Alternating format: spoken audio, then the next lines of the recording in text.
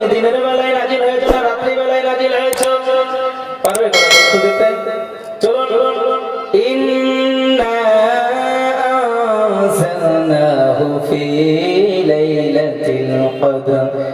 আছে না ছোট সূরা? হ্যাঁ আছে না? বলছে আমি লাইলাতুল কদরের রাত্রিতে, সেই কদরের রাত্রিতে ভাগ্যবান রাত্রি একটা আসছে আমাদের সামনে, আর একটা আরেকটা রাত্রি বলছে দুনিয়াতে, বলছে মানুষ তোমরা চারটি রাত কখনো ছেড়ে দিও না। উম্মতি মুহাম্মাদীদেরকে বলছে সে চারটি রাত সবথেকে গুরুত্বপূর্ণ চারটি রাত। আপনারা বলতে পারবেন চারটি রাত কি? একটা কি? সবে বারাত, সবে কদর, আর দুই ঈদের রাত্রি, গুরুত্বপূর্ণ রাত্রি, বিশাল ফজিলতের রাত্রি ভাই। এই যে সবে কদরের রাত্রি, সবে বরাতের রাত্রি আমরা কিন্তু মিস করব না। মিস করব না, করা যাবে না। এবার চলো, কোরআন এটাও বলে দিল কবে নাজিল হয়েছে, সমস্ত কিছু বলে দিল। কোরআনকে এবার যদি বলি আমরা তো কোরআন পড়তে জানি না, কিভাবে কোরআন পড়বো? কোরআনকে যদি বলেন কোরআন আমি পড়তে জানি না, আমি কিভাবে পড়বো? কোরআনকে যদি বলি আমি পড়তে জানি না, আমি তোমাকে কেমন ভাবে পড়বো?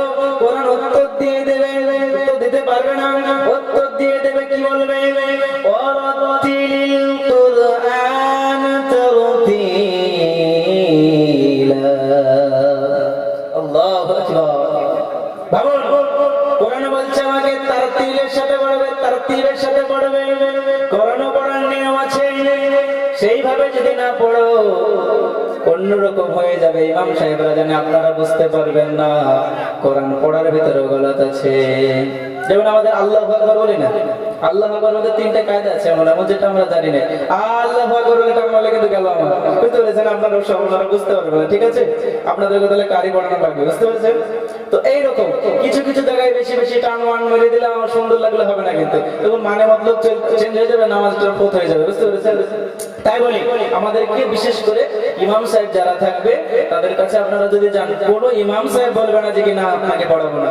এরে ভাই, আপনি পড়াচ্ছেন আপনার মেয়েকে, আপনার ছেলেকে স্কুল কলেজে পড়াচ্ছেন, 500,000 টাকা দিচ্ছেন, যাও মা পড়োগা। ওই পড়া নিয়ে আপনার কতদূর পর্যন্ত দিতে পারবে? খুব বেশি হলে চাঁদের দেশে যাবে, আর বেশি যেতে পারবে?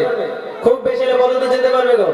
এই জেনারেল শিক্ষিত, আমি মানা করছি না, কিন্তু আমিও কিন্তু একজন জেনারেল শিক্ষিত মানুষ, আমিও একজন জেনারেল শিক্ষিত মানুষ, আমিও বিএ পাস একজন ছাত্র। হ্যাঁ, আমি মানা করছি না যে আপনারা হচ্ছে পড়েন না, পড়েন ঠিকই, কিন্তু এই পড়া কত পর্যন্ত নিয়ে যেতে পারবে? খুব বেশি হলে চাঁদের দেশে আর নিয়ে যেতে পারবে। আর আপনার কিন্তু ইলমি শিক্ষা, তলাবুল ইলমি ফরিদাতুন আলা কুল্লি মুসলিমিন ওয়াল মুসলিমা, কত পর্যন্ত নিয়ে যাবে? এটা কি আমাদের জন্য ফরজ না? এটাকে আপনার কত পর্যন্ত নিয়ে যাবে? জান্নাত পর্যন্ত নিয়ে যাবে না? জান্নাত পর্যন্ত নিয়ে যাবে। তাই আপনি আপনার মেয়েকে ছেলেকে যদি 1000 টাকা মাসে দিয়ে পাঠাতে পারেন, তা আপনি একটু কোরআন শেখানোর জন্য ইমাম সাহেবের পকেটে 1000 টাকা গুঁজে দিতে পারেন না? হুজুরদের এত টাকা, এত লোক, যদি হুজুররা যদি বলে হুজুরদের বিশাল লোক। এর আসল কথা এটাই, আপনি কোরআন শেখাবেন 1000 টাকাতে কেন? 10,000 টাকা দিলে তো তার মর্যাদা আদায় করতে পারবেন না, কিন্তু আপনাকে দেওয়ার দরকার। এটা আমরা শিখবো না, কিন্তু যাও বাবা মা, ছেলে যাও তুমি ইংরেজি বাংলা শিখে আসো। এখন আমরা এই নিয়ে ব্যস্ত আছি। এবার যদি কোরআনকে প্রশ্ন করা হয়, হে কোরআন আমরা জানলাম কেমন ভাবে পড়বো তোমাকে, তোমাকে কোরআন পড়া জানিয়ে দিল, শিখিয়ে দিলে এইভাবে পড়ো। এবার যদি আমরা প্রশ্ন করি, হে কোরআন তোমাকে যখন পড়া হবে আমরা কি করবো? তোমাকে যখন পড়া হবে আমরা কি করবো? বলেন কি করবো? হ্যাঁ, শুনবো, শুনবো। কোরআনকে যদি প্রশ্ন করা হয় তোমাকে যখন পড়া হবে আমরা কি করবো? আল্লাহ তাআলা মানে কোরআন তাও বলে দিচ্ছে, কি বলছে? ওয়াইদা কুরিয়াল কুরআনু ফাসতামিউ লাহু ওয়া আনসিতু লাআল্লাকুম তুরহামুন। কোরআন বলছে যখন তোমাকে পড়া হবে, কোরআন যখন পড়া হবে তখন তোমরা কি থাকো? চুপ থাকো। আর চুপ থাকলে সেখানে রহমত বরকত বর্ষিত হবে, আর সেখানে যদি চুপ না থাকো তাহলে কি বর্ষিত হবে? আল্লাহর গজব হবে না ভাই? ধরুন একটা কথা, আল্লাহর কোরআন পড়া হচ্ছে, কোরআনের তেলাওয়াত চলছে, আর আপনি এখানে আড্ডা মারছেন, কোরআনের আয়াতের মধ্যে অবমাননা হচ্ছে না? আল্লাহ খেপে যাবে না? আল্লাহ রাগ করবে না যে আমার কালামুল্লাহ পড়া হচ্ছে আর তুমি এখানে বান্ধব পেয়েছো? এটা আমার আপনার কিতাব না।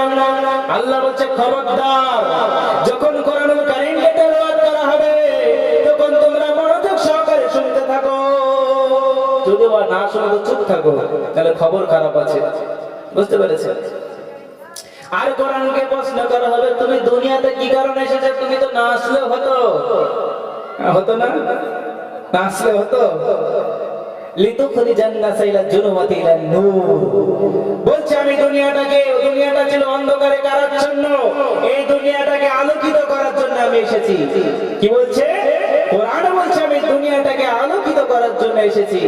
সুবহানাল্লাহ বিহামদিহি। সেই আলোকিত তো আমরা আলো ছায়া পাই। আলোতে ছায়া আছে? হ্যাঁ, আলোতে ছায়া আছে। আমরা তো অন্ধকারের ছায়ায় ঢুকে আছি এখনো। কোরআন তো আলো করতে এসেছে, কিন্তু সে আলোর আমরা জায়গায় যেতে পারি না। আমরা যাবো তো ইনশাআল্লাহ, আজ থেকে কোরআন শিখবো তো। আরে বলছে কোরআন যে একবার শিখে নেবে, যে একবার বুকে ধারণ করে নেবে, তার অন্তরটাকে কেউ উজাড়া করে দেবে। কথা বলতে হচ্ছে না, কথা না বললে বক্তব্য দিতে কিন্তু অ্যাকচুয়ালি ভালো লাগে না। বুঝতে পেরেছেন? অন্তরটাকে উজাড়া কে করবে? কে? আল্লাহ, তাই না? আল্লাহ উজালা করে নেবে। আপনাদেরকে একটা ছোট্ট ঘটনা এক্সাম্পল দিই, তাহলে আপনারা বুঝতে পারবেন। আরব থেকে নবী জামানার ঘটনা, তার পরের জামানার ঘটনা, অনেকদিন পরের ঘটনা, যে নবী করিম সাল্লাল্লাহু আলাইহি ওয়াসাল্লামের যাওয়ার অনেকদিন পরের ঘটনা। যে কোরআন একবার বুকে ধারণ করে নেবে তাকে হেফাজত করবে কে? আল্লাহ, তাই না? তাই আবুল বারাকাতের একটা ঘটনা, আপনারা মালদ্বীপ বলে একটা জায়গার নাম শুনেছেন? মালদ্বীপ, যেখানে এককালীন ছিল হিন্দুদের জায়গা, সেখানে মুসলমান একটা ছিটে ওটাও ছিল না। এখন বর্তমানে 90% মানে 100% কাছাকাছি মুসলমান, 100 ভাগই মুসলমান। এত মুসলমান ওখানে, একবারে সাক্কা মুসলমান। সেখানে কিন্তু একটা মুসলমানও ছিল না। তো কিভাবে মুসলমানটা হলো সেটা জানতে চাই কি? যার ভিতর একবার কোরআন ঢুকে যাবে তার দিলটা উজালা হয়ে যাবে। তাই বলি শুনুন, কেমন ভাবে উজালা হয়, কেমন ভাবে আল্লাহ হেফাজত করে তাদেরকে একটু লক্ষ্য করুন। আবুল বারাকাত নামে একজন যুবক, সে ছিল কোরআনের হাফেজ। সে আরব সাগরে পাড়ি দিচ্ছিল, সে একটা জাহাজে ছিল। কিন্তু এমন একটা সময় চলে আসলো, কি হলো, সমুদ্রের তুফানে জাহাজটা তলিয়ে গেল।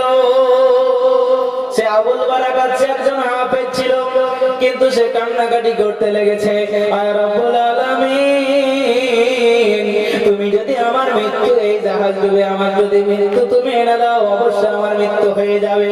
আর আল্লাহ, তুমি যদি আমার মৃত্যু না আনো, আমার মৃত্যু যদি না থাকে, তাহলে কেউ আমাকে মারতে পারবে না। সে হাফেজ আবুল বারাকাত ইউসুফ রাহমাতুল্লাহ আলাইহি বরাবরে বলছে, সে পরের নামটা ওটা, সে দোয়া করতে আছে। কিন্তু এমন অবস্থায় কি হলো, সমুদ্রের ওই ধাক্কায়, সমুদ্রের ওই জলের ধাক্কায় জাহাজটা ডুবে গেল।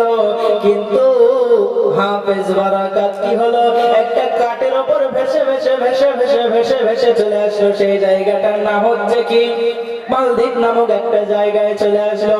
সে ছোট্ট একটা বাচ্চা শিশু, সে জানে না সে কোথায় এসেছে। সে অচেতন অবস্থা আছে, অজ্ঞান হয়ে আছে, সে অচেতন আছে। সে ঘুম থেকে উঠছে, দেখছে জ্ঞান ফিরেছে। অনেকক্ষণ পর জ্ঞান ফেরার পর দেখছে একটা অচেনা জায়গায়, একটা দ্বীপে এসে পৌঁছাইছে। সে আল্লাহর শুকরিয়া আদায় করলো যে আল্লাহ তাকে বাঁচিয়ে ফেলেছে। আবুল বারাকাত এবার কান্না শুরু করেছে। বাচ্চা ছেলে কান্না করবে না যে মা বাপ হারা হয়ে গেল? কান্না করবে কি করবে না? আমরা হলে তো অজ্ঞান টাকার মই মনে হয়ে যাবে। আমাদের যে হার্টবিটের মানে ভাব, আর কি বলবো অবস্থা, আমাদের তো এখন অবস্থা সব খারাপ হয়ে যাচ্ছে। চারিদিক থেকে কোনটা করছে, মুসলমানরা তাকে বলে শেষ। চলুন, এবার আবুল বারাকাত কান্না শুরু করেছে, কাউকে দেখতে পায় না। কিন্তু দূরে দেখা যায় একটা উঁচু মন্দির টাইপের একটা গির্জা মন্দির আছে। সেখানে দেখছে একজন মানুষকে দেখা যায়। বলছে তার পরনে ছিল একটা কাপড়, গায়ে ছিল একটা কাপড়। তাদেরকে কি বলা হয়? পুরোহিত না? তাদের গায়ে জামা থাকে, থাকে না? একটা সুতো টানানো থাকে না? থাকে। তারপর নিচে একটা থাকে, উপর একটা থাকে। তো সে ব্যক্তিকে দেখে সে চলে গেল। আবুল বারাকাত তার কাছে গিয়ে বলছে, আমার তো কেউ নাম না, এই জায়গাটা কোথায় বলতে পারেন? বলছে যে কি, এই জায়গাটার নাম তো মালদ্বীপ, কিন্তু তুমি কে? বলছে আমি একজন হাফেজ, আমি আরব থেকে আসছিলাম, একটা সফর করছিলাম, এমন অবস্থায় সমুদ্রের ধাক্কায় আমাদের জাহাজটা চলিয়ে যায়, কি জানি কি আমি কিভাবে বেঁচে গিয়েছি। বলছে তুমি কোরআনের হাফেজ? বলছে হ্যাঁ আমি কোরআনের হাফেজ। বলছে কথা খবরদার তুমি কাউকে বলো না। বলছে কেন? বলছে এই দেশের এই জায়গা যে বাদশা, সে হচ্ছে একজন কাফের, সে একজন কাফের, কোন মুসলমানকে সহ্য করতে পারে না। সে বলে দিয়েছে কোন মুসলমান যদি আসে, কোন কালেমাওয়ালা যদি আসে, তাকে ধ্বংস করে দিতে হবে, তাকে মেরে ফেলতে হবে, তাকে দুনিয়াতে আর রাখা যাবে না। হাফেজ আবুল বারাকাত কান্না করতে শুরু করেছে। বলছে আপনি আমাকে বলবেন না, আমার কথা বলবেন না, আমার দুনিয়াতে মা নাই, আমার দুনিয়াতে বাবা নাই, আমার দুনিয়াতে কেউ নাই, আমি সব হারা হয়ে গিয়েছি, আমি ভূমি হারা হয়েছে, আমি মা হারা হয়েছে, আমি পিতা হারা হয়েছে, আমি সব হারিয়ে আজকে কোথায় চলে এসেছি। আপনি আমাকে বলবেন না, আমার কথা বলবেন না যে আমি মুসলমান। সেই ব্যক্তি বলছে, সেই পুরোহিত বলছে না না না না, আমি তোমার কথা অবশ্যই বলতাম, কিন্তু তুমি যেহেতু কান্না করছো, তুমি যেহেতু কান্না করছো, তোমার মা নাই, তোমার বাবা নাই, আমার তার জন্য দিলে বড় ব্যথা লাগলো, অবশ্যই তোমার কথা আমি আমার বাচ্চাকে বলবো না। কিন্তু বলো বলো বলো, তুমি কোরআন কখনো পড়বে না, তুমি নামাজ কখনো পড়বে না। বলছে সেটা পরে দেখা যাবে। বলছে আমি খুব ক্ষুধার্ত, আমাকে কিছু খেতে দেওয়া যাবে নাকি? বলছে তারপর ওই ব্যক্তি বলছে, সেই পুরোহিত বলছে তুমি তোমার ধর্ম প্রকাশ করতে পারবে না। কি বলছে? ধর্ম প্রকাশ করতে পারবে না। তো বলছে তো কান্না, বাচ্চা ছেলে কিছুই জানে না।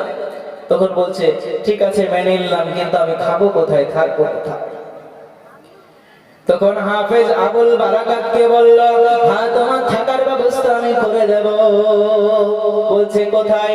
বলছে আমার একটা বোন আছে, সেই বোনটার স্বামী নাই, স্বামীটা মারা গিয়েছে, তার একটা মেয়ে আছে, সে মেয়ে আর তার আমার বোন দুজনে মিলে সংসার করে, সেখানে যদি তুমি থেকে যাও খুব ভালো হয়ে যাবে। এবার বোনের বাড়িতে নিয়ে চলে গেল, গিয়ে ডাকছে দিদি, ও আমার দিদি, দেখো তোমার জন্য একটা উপহার নিয়ে এসেছি। দিদি দৌড়ে এসে বলছে ভাই তুমি আমার জন্য কি নিয়ে এসেছো? বলছে তোমার জন্য একটা উপহার নিয়ে এসেছি। বলছে কি? একটা ছেলে। তখন বলছে বেজার হয়ে গিয়েছে, বলছে আমি তো লোকের বাড়ি বাড়ি কাজ করে খাই, আর তুমি আমার জন্য এই উপহার নিয়ে আসলা? আর উপহার পেলে না, একে আমি খাওয়াবো কি? আবুল বারাকাত কান্না শুরু করে দিল, না না না, আমার খাবারের ব্যবস্থা করতে হবে না, আমি নিজেও কাজ করব, আপনিও কাজ করবেন, আমিও কাজ করব, দুজনে মিলে কাজ করে উপার্জন করব, সেখান থেকে আমাকে দুমুঠো খেতে দেবেন, সেখান থেকে উপার্জন হবে, সেই খাবারটা আমরা সকলে মিলে ভাগ করে খাবো।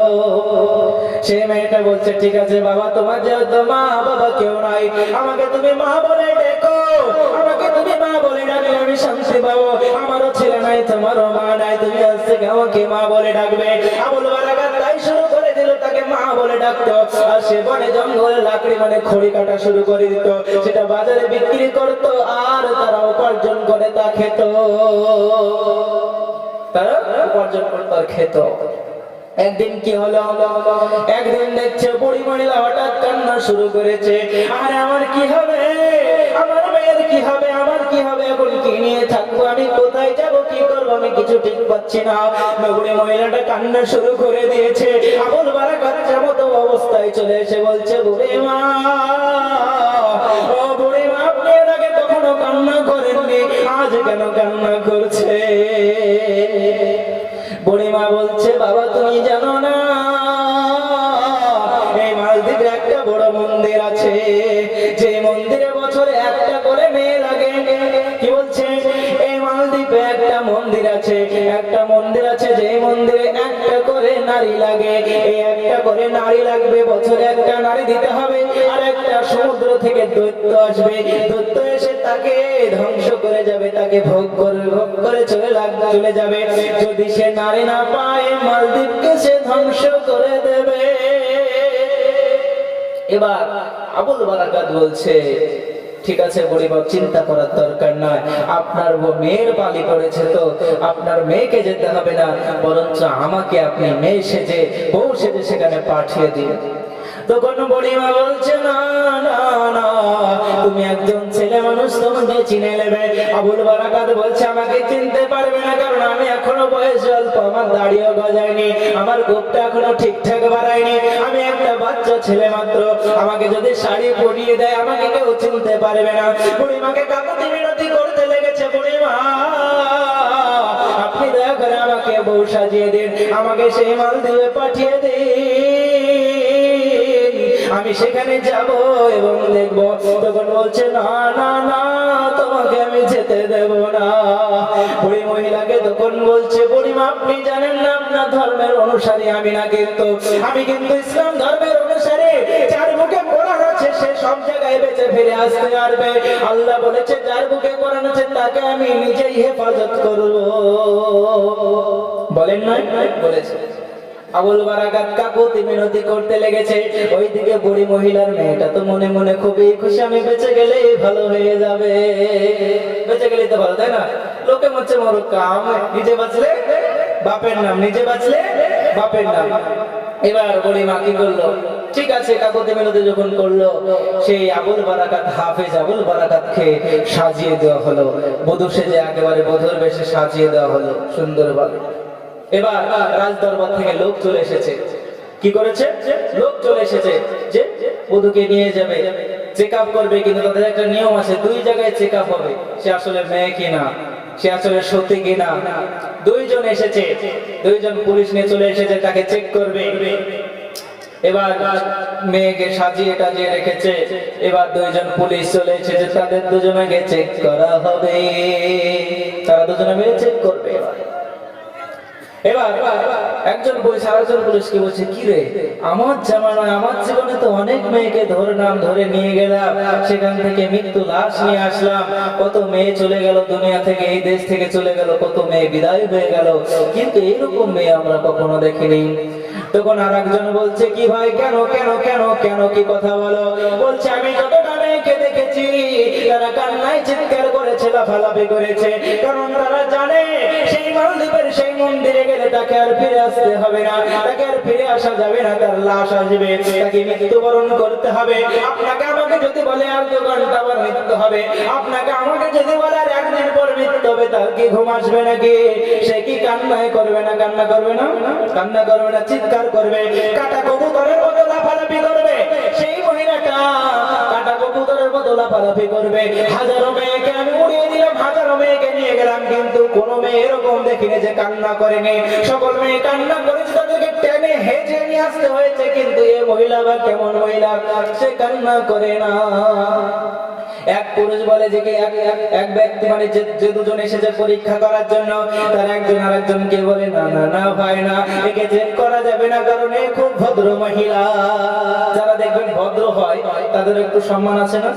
আছে না সম্মান? স্কুল কলেজ যেখানে যাবেন দেখবেন তাদের একটু আলাদা ফ্যাসিলিটি আছে। বলছে না এই মেয়ে ভদ্র, যেহেতু নিজের ইচ্ছায় কিছু বলছে না, এক ফোঁটা পানি ফেলছে না চোখে, নচে একে চেক করা যাবে না, চেক করলে বেয়াদবি হবে ওর সাথে। তো কি করলো? বেয়াদবি হবে ওর সাথে বলে চেক করলো না, চলে একে নিয়ে যায়। এবার রাজদরবারে নিয়ে চলে যাওয়া হচ্ছে, কিন্তু রাজদরবারে যখন নিয়ে যাওয়া হয় তখন বলছে স্বাগতম করার জন্য এরকম ফুলের তোড়া নিয়ে সবাই আছে, কারণ 1 বছর আবার দেশটা বাঁচছে এই মহিলাটার জন্য, সুন্দরী মহিলাটার জন্য। তারপর আবার কমন রুমে গিয়ে তাকে খুলে পেড়ে চেক করা হবে সে আসলে মহিলা নাকি সত্যি কিনা। এবার নিয়ে চলে গেল। তারপর এবার রাজার স্ত্রীরা তাকে চেক করবে।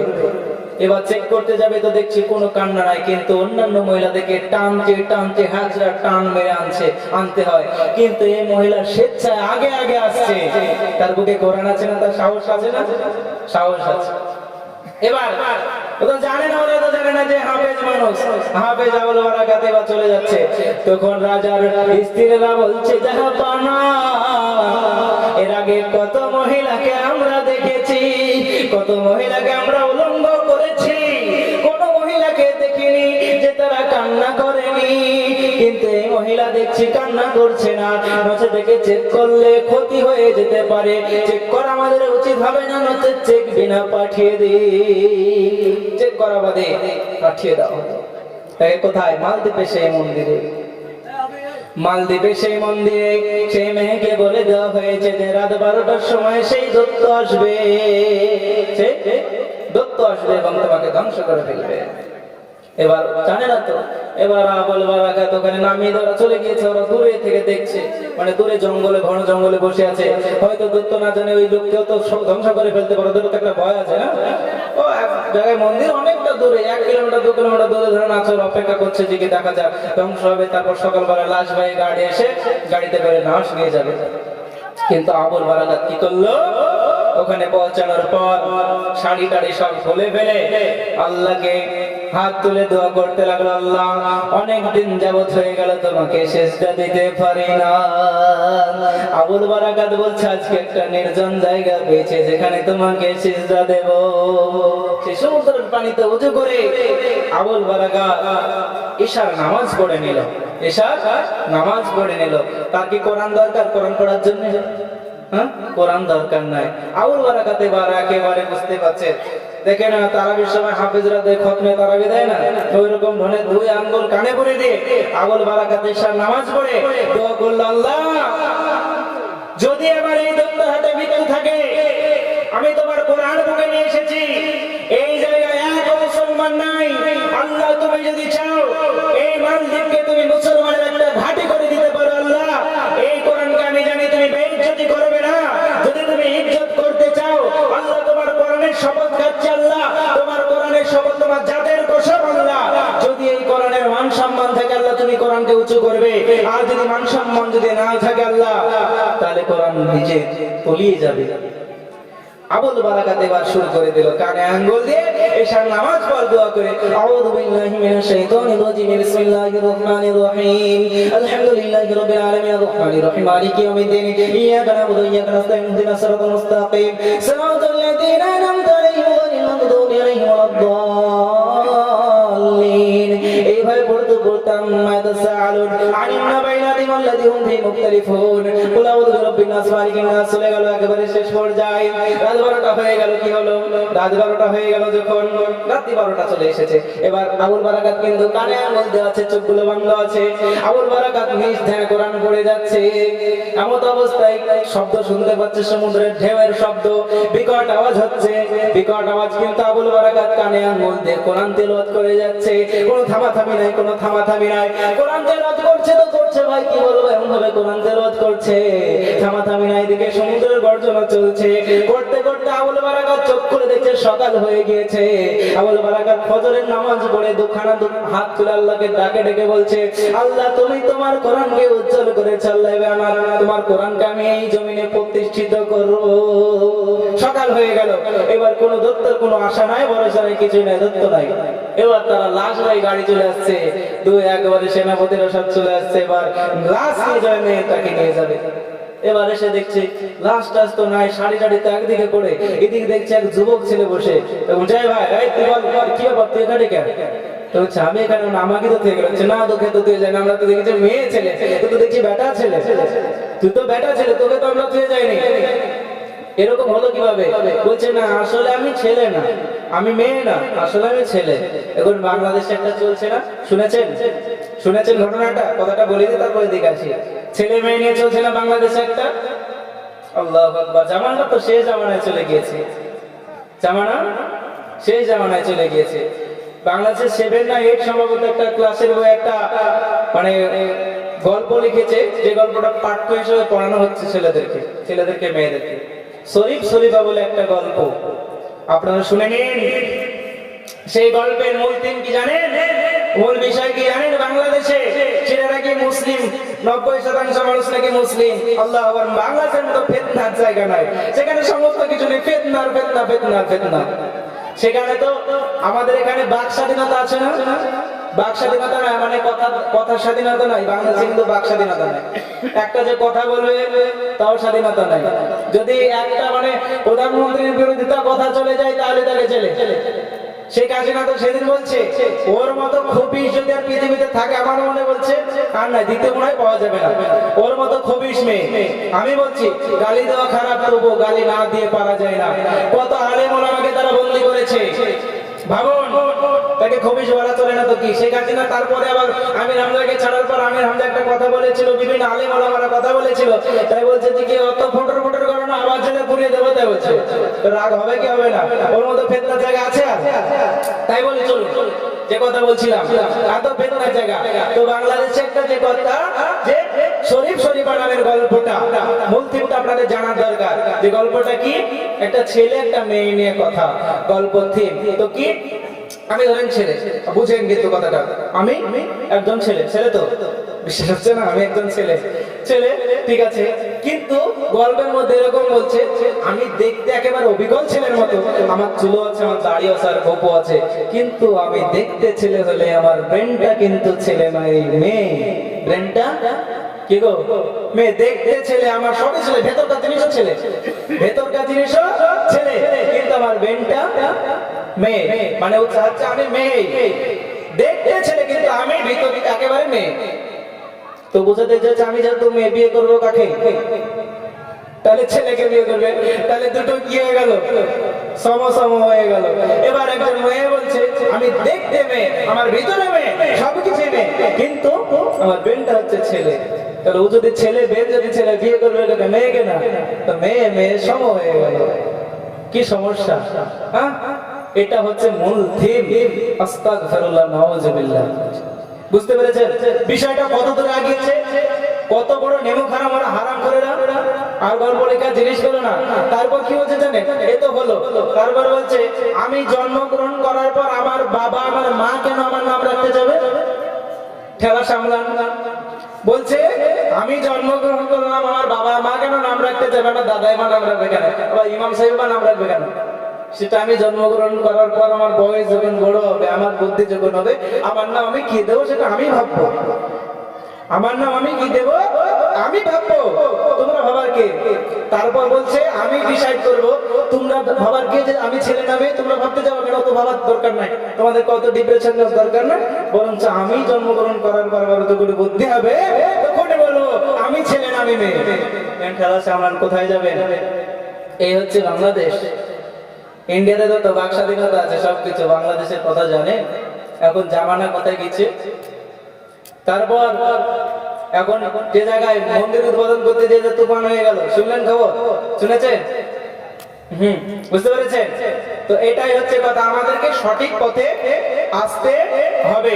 তাই আমাদেরকে চারিদিকে লক্ষ্য রাখতে হবে। মুসলমান, তাই কই বলে মুসলমানের ঘরে জন্ম নিলে মুসলমান হওয়া যায় না।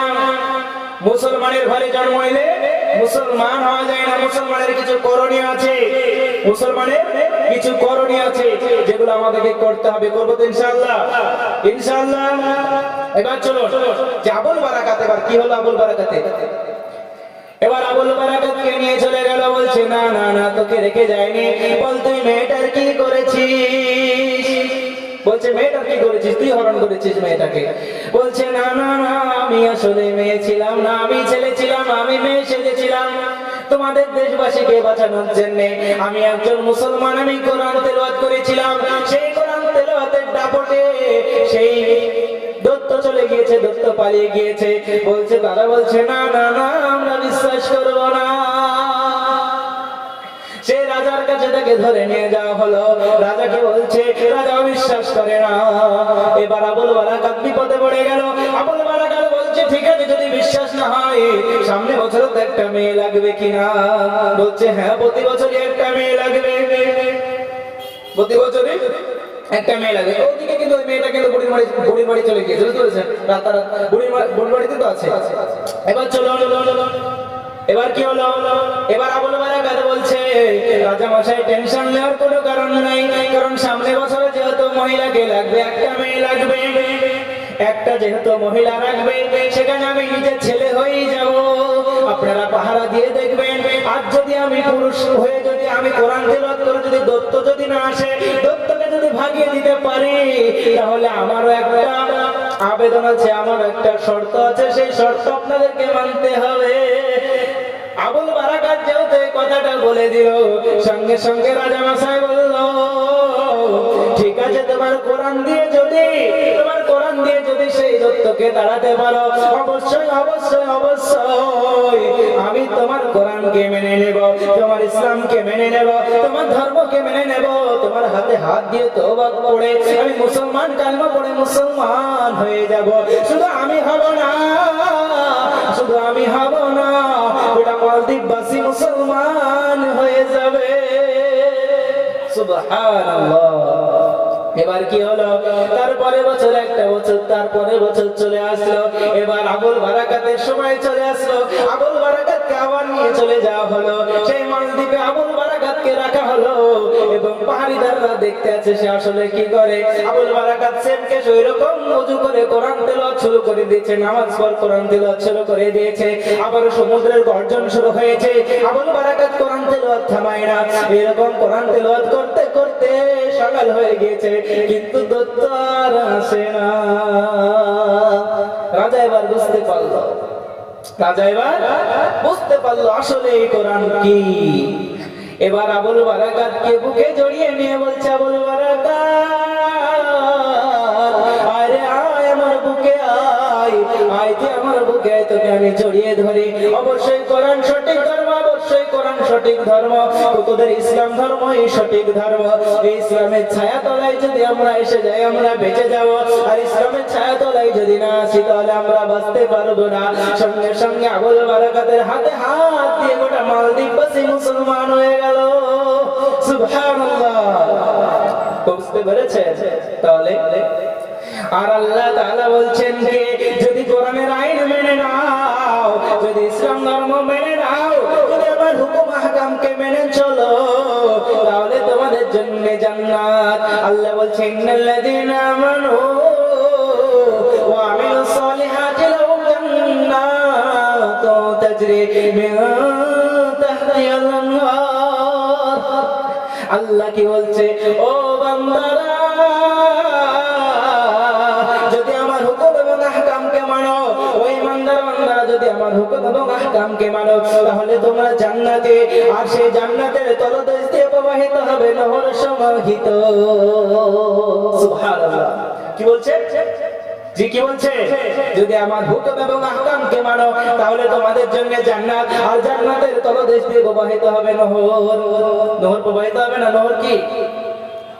মধুর নহর। মধু বোঝেন তো? মধু। তারপর শরাব, শরাব, মদ, দুধ, কত কিছু পানির নহর। আল্লাহ নহরের সেই স্বাদ, আল্লাহ ওখানে কত রকম স্বাদ রেখেছে। সেই জান্নাতের খাবার খাবেন তো বলবেন আহ কি স্বাদ। এই যে দুনিয়াতে গাছগুলো দেখছেন না, গাছটা দেখেন উপর সোজা পাতা না, সবকিছু উপর সোজা। জান্নাতে কিরকম হবে যে শিকড় উপর দিকে, নিচের দিকে সব ফল টল ঝুলে ঝুলে থাকবে।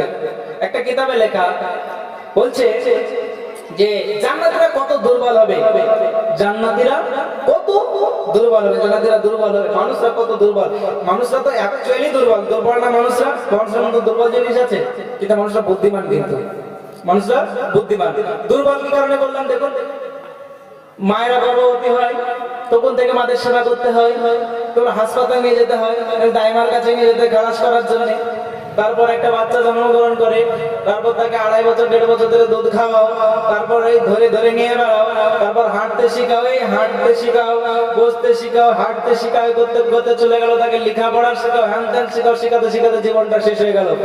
কিন্তু দেখেন তো আপনাদের যে বাড়িতে গরু নাই, দুর্বল কি তাই বুঝাচ্ছি, গরু নাই বাড়িতে, গরুর বাছুর হওয়ার পর কোনোদিন ওকে হাঁটতে শেখাতে হয়? পড়ে পড়ে যে দৌড় মারে আমাদের টাক করতে ফেলে দেয়, তোদের বাচ্চা চোখ নাই। আল্লাহ কি বলবো, যেদিক সেদিক এমন ছোট ছোট মারে রাস্তাতে। গরুর বাছুর আর হচ্ছে ছাগলের বাচ্চা, দুটো খুব ভয়ঙ্কর জিনিস। মুরগি টুরগি পারা যায়, কিন্তু এই ছাগলের বাচ্চা আর এই গরুর বাছুর দুটো খুব এত স্পিডে এরা ছুটে, দেখা দেখে নাই, একবার চোখ বন্ধ করে ছুটে। এদেরকে হাঁটতে শেখাতে হয়, কোনো পশুকে হাঁটতে শেখাতে হয়। দেখবেন মানুষকে কত কিছু, মানুষ দুর্বল না তাহলে? মানুষ দুর্বল, কিন্তু মানুষ কিন্তু বুদ্ধিমান। মানুষ বুদ্ধিমানও বটে। মানুষের ব্রেন দিয়ে কত কিছু আবিষ্কার করে ফেললো। তাই আমি যে কথা বলতেছিলাম, তো কোরআনের আইন মানলে কি হবে? জান্নাত, আর জান্নাতের তলদেশ দিয়ে নহর সমাহিত প্রবাহিত হবে। আর যে দুর্বল বলছিলাম, মানুষরা জান্নাত যাওয়ার পর আরো দুর্বল হয়ে যাবে। এক শক্তি তো আলাদা ধরনের থাকবে, কিন্তু দুর্বল কিরকম হবে? ধরেন জান্নাতে গেল, একটু সরি মায়েরা, জান্নাতে যখন আমরা যাব তখন ধরেন জান্নাতে একটা আঙ্গুর ফল দেখলাম, সাপোজ ধরেন আঙ্গুর ফল দেখলাম, আল্লাহকে বলছে আল্লাহ এটা কি? তখন আল্লাহ বলছে আঙ্গুর ফল, তখন আমরা জেনেও না জেনার বন্ধু আল্লাহ আঙ্গুর ফল কি করে, আল্লাহ আঙ্গুর ফল কি করে, যে কেন খায়, যে কি করে খায়, যে কি করে খায় এটা জানাচ্ছে না আল্লাহ, আমরা জানি না। জান্নাতে যাওয়ার পর আমাদের অবস্থা কোথায় যাবে, এত আমরা আল্লাহ এত আমাদেরকে উঁচুতে রাখবে, আমাদের জন্য সবকিছু হাজির, ফেরেশতারা সবসময় আমাদের জন্য উপস্থিত থাকবে দেবার চলুন খেদমত করার জন্য। আর হুরেরা তো থাকবে, হুরেরা তো থাকবে। কতটা হলো, কতটা হল ও আল্লাহ বলে দিয়েছে। এবার চলো ঘরের ব্যাপারে বলছি, তার মায়েরা রাগ করবে না হলে। এবার চলো জান্নাতে হচ্ছে হুজুর আঙ্গুর ফল আল্লাহ এটা কি করে যে খায়, তো কিভাবে খায় বলছে জানিস না, হচ্ছে না খেতেও জানি না, হচ্ছে হা কর বান্দা বলে হা কর, হা কি করে করতে হয় জানি না জি, হা করে দেবে হচ্ছে, তারপর কি করবো যে চাবা, চাবাতেও জানি না, চাবিয়ে দেবে, এবারে কি করতে হয়, তারপর যে রসটা গিল হচ্ছে তাও গিলে দেবে, গিলিও দেবে, জান্নাতে অটোমেটিক্যালি স্বাদ চলে যাবে আপনার মুখে, বুঝতে পেরেছেন, এতটাই হবে।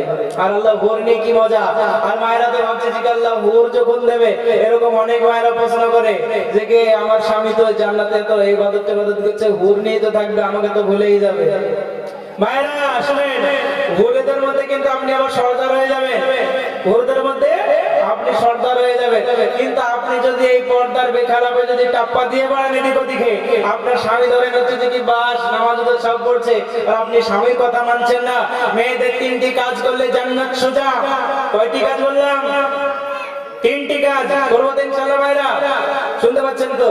করবো 3টে কাজ করলে মেয়েদের জান্নাত যায় একেবারে সোজা। 1 নম্বর হচ্ছে আল্লাহর ইবাদতগুলো করা, করতে এটা তো করতেই হবে না। 2 নম্বর কি স্বামীর খেদমত করা। 3 নম্বর কি পর্দা করা। এই যে 3টে করলেই মেয়েদের জান্নাত সোজা। নবী আমার যখন মেরাজ করতে গিয়েছিলেন, মেরাজে গিয়েছিলেন, মেরাজ থেকে এসে কান্না করছে নবীজি। আয়েশা বলছে আমার স্বামী আপনি কেন এত কান্না করেন? বলছে আয়েশা রে আমি জাহান্নাম দেখেছি, আমি জান্নাত দেখেছি, কিন্তু আমি জাহান্নামে গিয়ে দেখলাম একদল মহিলাকে সাজিয়ে রাখা হয়েছে, তাদের মাথার সামনে একটা পাখি আসছে, মগজকে উপরে উপরে নিয়ে যাচ্ছে, চুলগুলোকে উপরে উপরে নিয়ে যাচ্ছে, তাদের পর্দার বেখারাপের জন্য তাদেরকে বেশি জাহান্নামে দেখলাম, মহিলাদেরকে বেশি বেশি আমি জাহান্নামে দেখেছি। তারা স্বামীর ইত্তেবা করে না, স্বামীর খেদমত করে না, পর্দার আইন মানে না, সেই কারণে তারা বেশি বেশি জাহান্নামে কান্না করছে। আয়েশা বলছে ইয়া রাসূলুল্লাহ সাল্লাল্লাহু আলাইহি সাল্লাম আপনি আমার জন্য দোয়া করে দিন, আমি যেন পর্দার বেখারাপ যেন কখনো না হয়, আপনার খেদমত যেন আমি সারা জীবন করতে পারি ইয়া রাসূলুল্লাহ সাল্লাল্লাহু আলাইহি ওয়াসাল্লাম। কি বললো? মেয়েরা সব থেকে জাহান্নামে যাবে এই কারণে বেশি, তারা স্বামীর খেদমত করবে না, তারা স্বামীর খেদমত করবে না, তারা কি করবে? স্বামীর খেদমত করবে না, বরঞ্চ অন্য জিনিস নিয়ে ব্যস্ত থাকবে। আমাদেরকে এটা বলা যেতেই পারে, যেটা আমাদেরকে সাপোজ আমরা যদি এই কথা না বলি তাহলে কে বলবে? ইমামরা, মুয়াজ্জিনরা, তারপর যারা ইসলামিক দায়ী তাদেরকে বলতে হবে কথাগুলো। আমরা যদি না বলি আমাদেরকেও পাকড়াও হতে হবে কিয়ামতের দিন। তাই বলা বাহুল্য, এখন দুনিয়াতে আমাদের ফিতনা চলে এসেছে, জামানায় ফিতনা, যেদিকে তাকাবেন সেদিকেই ফিতনা। আপনি মোবাইল করতে যাবেন ফিতনা, আপনি যেখানে যাবেন সেখানেই ফিতনা। ফিতনা না? ফিতনা না? সব জায়গাতেই ফিতনা। মোবাইলটা খুলবেন, এখন তো মায়েরা বলছে আমার ছেলেরা হুজুর আপনি একটু দোয়া করে দেবেন, তাবিজ পড়া ফু দেবেন, পানি দেবেন, পানি পড়া দেবেন, তেল পড়া দেবেন। তো কেন? বলছে যে কি আমার ছেলে আমাকে দেখতে পারে না। আপনাকে দেখতে পারবে না তো কেন? আপনি বুকের দুধ তো খাবার না আপনার ছেলেকে, আপনি তো কিনা দুধ খাবার, আপনার মায়ের মহব্বত কি করে হবে? কি করে হবে? আপনি খাওয়াচ্ছেন কিভাবে ছেলেকে? ছেলেকে খাওয়াচ্ছেন কেউ? এখনকার বর্তমানের মায়েরা বলছে আমার ছেলেকে সামলাতে পারছি না, একটা অ্যান্ড্রয়েড সেট মোবাইল চালু করে দিয়েছি, এই দেখো বাবা শফিকের কার্টুন দেখো, শফিকের নাটক দেখো। এই শফিক দেখার কারণে কত ক্ষতি হচ্ছে জানেন? এটা কি আমাদের আলাদা হুজুরদেরকে শুনান, জিজ্ঞাসা করুন। ছেলে যদি মেয়ের পোশাক পরে, মেয়ে যদি ছেলের পোশাক পরে, ছেলেরা যদি মেয়ে সাজে, এটা হারাম হারাম হারাম, এটা করা যাবে না, যাবে না, দেখাও যাবে না, বলাও যাবে না, শোনাও যাবে না। কি বললাম? দেখছেন না ফুলসরা বাবুর নাটক দেখছেন না? দেখেন না ভাইরা, এটা সাবধান করে দেবেন, এটা দেখা যাবে না। কারণ সে কি একজন ছেলে হয়ে মেয়ের সাজছে, এটা বেয়াদবি, চরম বেয়াদবি, এটা কিয়ামতের আলামত। কি বললাম? কিয়ামতের আলামত। এখান থেকে সতর্ক আমাদেরকে হতে হবে। এই যে শফিকরা কত ক্ষতি করছে।